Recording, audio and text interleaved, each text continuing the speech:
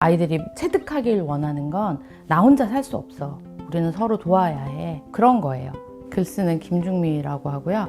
제일 먼저 쓴 작품은 괭이부리말 아이들이고요. 그 이후에 꽃송고양이나 종이밥 같은 동화책도 쓰고요. 모두가먼이나 그날 고양이가 내게로 왔다 같은 청소년 소설도 쓰고 있습니다.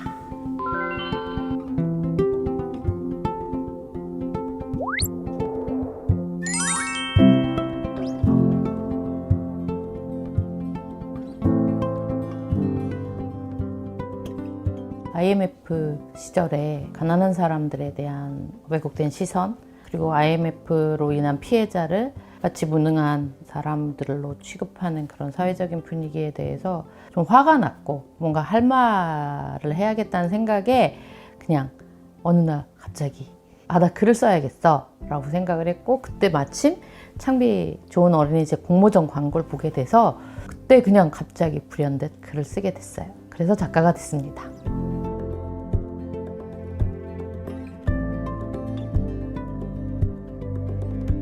동화 작가는 사람의 마음을 상상하는 사람이다.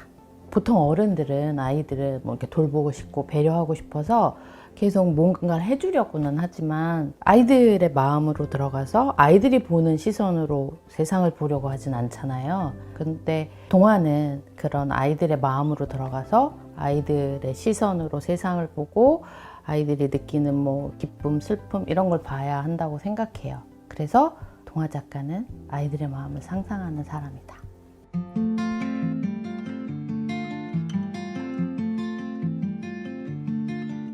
제가 이제 인천의 만석동이라는 곳에서 지금까지 한 33년 동안 공부방이란 걸 하고 있어요. 저 혼자 하는 건 아니고 공동체 식구들이 함께 하고 있는데, 거기가 오래된 지역이다 보니까 길고양이들이 되게 많고, 그래서 저희들이 공부방 아이들을 돌볼 때는 그 아이들을 그냥 밥 주고 병이 나면 치료해 주는 정도였는데, 제가 시골로 오게 되면서 길에서 더 이상 살 수 없는 아이들을 좀 돌보게 됐고, 그러다 보니까 이렇게 좀 더 도움이 필요한 친구들이 하나 둘 늘어나게 됐죠.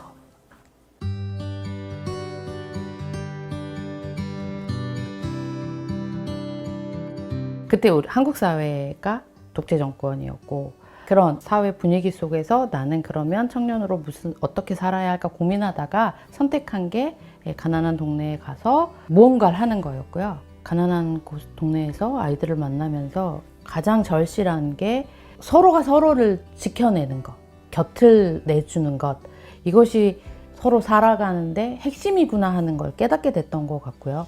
그래서 그 아이들에게도 공부방에서 가장 중요하게 가르치고, 아이들이 체득하길 원하는 건 나 혼자 살 수 없어. 우리는 서로 도와야 해. 그런 거예요. 나만큼 내 옆에 있는 사람도 소중해. 공부방에서 하는 다양한 활동들이 결국은 그 가치와 맞닿아 있다고 생각해요.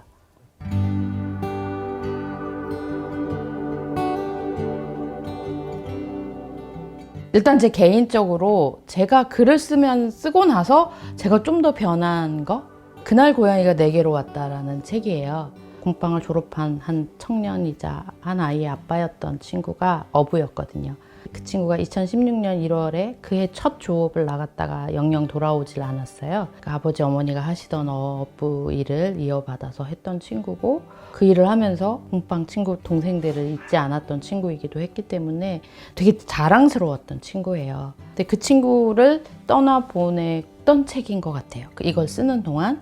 근데 주인공들은 고양이들이거든요.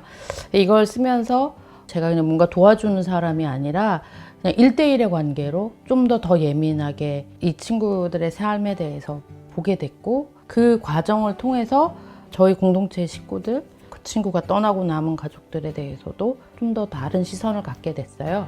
저한테는 씻긴 곳 같은 그런 책이라서, 이별한 사람들이라거나 혹은 고양이랑 함께 사는 사람들이라면 권하고 싶은 책이에요. 네.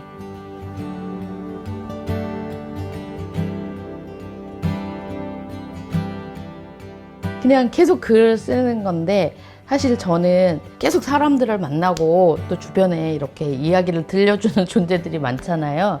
그래서 사실은 쓰고 싶은 이야기들은 아직 많이 있어요. 그것들을 차근차근 해나갈 생각이에요.